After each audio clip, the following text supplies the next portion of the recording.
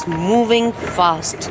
Tia and her mother were comfortably seated in their seats. They were going to meet Tia's grandmother.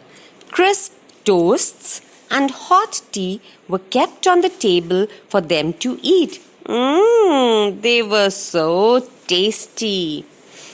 Outside the window, Tia saw a man selling toys and toffees. Mama, I want toffee! I want to eat toffees! Tia, a train moves on a track and it can stop only on a station. Okay, Mama. After some time, train passed through a jungle.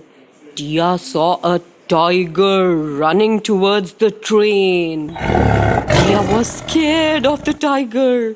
Her mother explained, Tia, don't be afraid. The tiger cannot reach us. After some time, Tia saw a temple. She folded her hands in prayer. TT uncle came to check their tickets. He gave Tia a big smile. Tia and her mother got down at the station. Tia gave her grandmother a tight hug. They all sat in a taxi to go home. So, children, did you like Tia's story? This story is of the sound T. This is T. Come on, speak with me. T. T. One more time. T. Now let's pick out some T words from the story.